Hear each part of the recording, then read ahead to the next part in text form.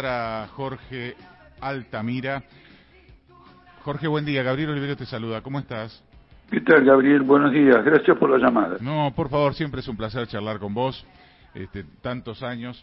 Sabes que volví a la radio hace 15 años que no hacía radio, me había retirado. Volví porque creo que hay temas que hay que tratarlos. Hay una necesidad de volver sobre lo importante en la política, que es hoy más que nunca el trabajo y solucionar los problemas de la gente. Tenemos 50% de pobres, ¿no? Contame cómo estás viendo vos, con tu experiencia, esta realidad del país. Bueno, el centro de todos los problemas es este nivel de pobreza, sí. Porque naturalmente expresa la decadencia entera de un régimen social y de un régimen político. Quiero decir, el objetivo mínimo de una sociedad es tener a sus habitantes cubriendo las necesidades fundamentales, como sería, por ejemplo, la canasta familiar.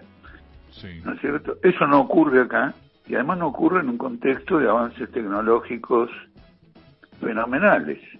Esto es una contradicción típica del capitalismo, claro que con impacto menor en otros lugares, que a medida que avanza el proceso tecnológico, la posición de los trabajadores se reduce, se desmejora considerablemente. Lo prueba el nivel de salarios que pagan las grandes empresas digitales, o todo lo que son aplicaciones, sí. Desde Uber hasta un reparto de comidas. Ocurre que cuando mayor es la inversión, la recuperación de esa inversión es más difícil, es más prolongada, y se busca acelerar mediante un recorte del valor de la fuerza de trabajo, y además mediante una aceleración de la actividad. Por eso se extienden las jornadas laborales, porque una gran parte de la ganancia reside en la rapidez con que se mueve el capital que se ha invertido, la rapidez con que se amortiza. Sí.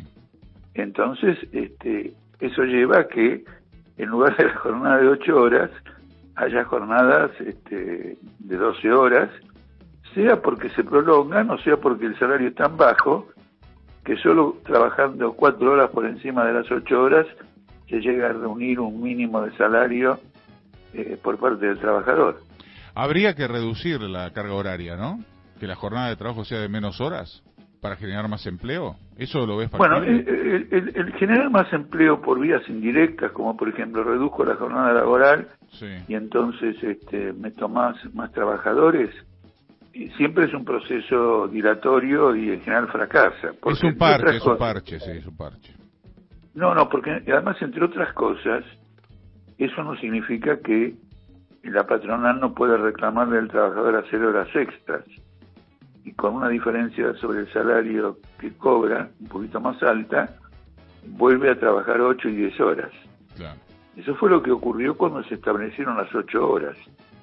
Es decir, no fueron 8 horas estrictas, que no se podían violar, y sobre la cual había que cobrar un salario, sino que se podían prolongar de acuerdo a la conveniencia o no del trabajador y de la parte patronal. De manera que la vida diaria del trabajador pasó a jugar un rol secundario respecto al monto de ingresos. Entonces ya no era, ¿me explico? Sí. No era tan, porque en definitiva las 8 horas era trabajar 8 horas para poder disponer de las 16 restantes. Ese es el objetivo histórico de las 8 horas. En cambio, si termino trabajando horas extras, por un monto de dinero mayor o menor, sacrifico aquello que era el objetivo de la jornada de 8 horas. No, creo que el método, sí. Bueno, es lo que nosotros proponemos como corriente política. Nosotros proponemos que se empadrone a la totalidad de la población desocupada, y en función de varias características, entre ellas cuál es su especialidad, conocimientos laborales, etcétera, se incorpore a las empresas, y a partir de ahí el tiempo de trabajo disponible o que está ahora en vigencia se reparte entre todos los trabajadores. Eso implica, desde el punto de vista patronal, un aumento relativo de costos, pero eso es secundario respecto a la importancia de que todo el mundo trabaje y que pueda construir una familia, pueda desarrollar lo que quiera desarrollar. Implica también la decisión política por parte del gobierno de turno, del que sea este u otro, de ejercer el control de Estado que corresponde, que no significa un control excesivo, sino que la política a implementar se cumpla por parte de los empresarios, de todos los sectores. Es sin duda, lo que quiero decir acá es lo siguiente, hay dos categorías, ¿no? La presencia del Estado, digo. No, entiendo, no, sí, esta es una medida estatal. Claro. Lo que este planteo de incorporar a todo el mundo a trabajar es una medida estatal y tiene que ser en función de un salario que corresponda a la necesidad de vida del trabajador. Lo que pasa es que son medidas que alteran profundamente el funcionamiento del régimen social y entonces plantean un sistema de democracia política de otras características, porque en definitiva el Estado, sin un respaldo popular que se manifieste de una forma activa y que se manifieste en un apoyo realmente movilizador, el Estado es una cáscara. Uh-huh. ¿Y ves a este Estado tomando esas decisiones? No, todas las contrarias. Claro. No, lo que se están proponiendo para la gente que está sin empleo es un ataque descomunal, no solo contra ellos, sino contra todos los trabajadores de todas las instancias. ¿Por qué? Porque lo que quieren es que trabajen por lo que están cobrando ahora como asistencia social, que no llega a los 15.000 pesos, o está en los 15.000 pesos.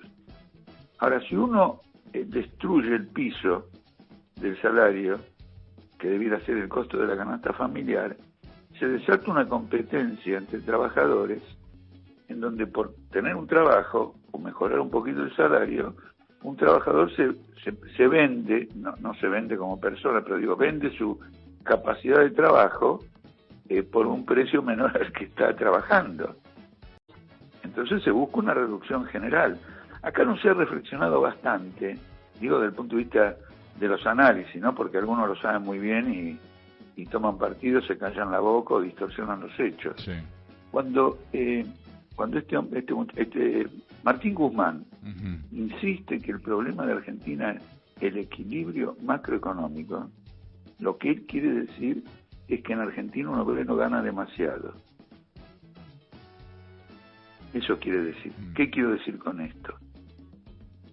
Gana en términos tales que las ganancias de los capitalistas no permiten armar una atracción de inversiones y un aumento de la producción, exportación, etcétera, que restablezca el llamado equilibrio macroeconómico, que es el equilibrio entre la economía de Argentina y la economía internacional.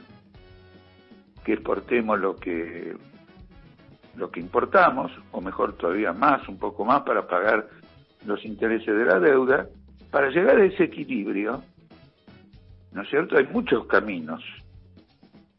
Un camino, por ejemplo, es que el Estado intervenga fuertemente en inversiones tecnológicas que eleven la productividad del trabajo.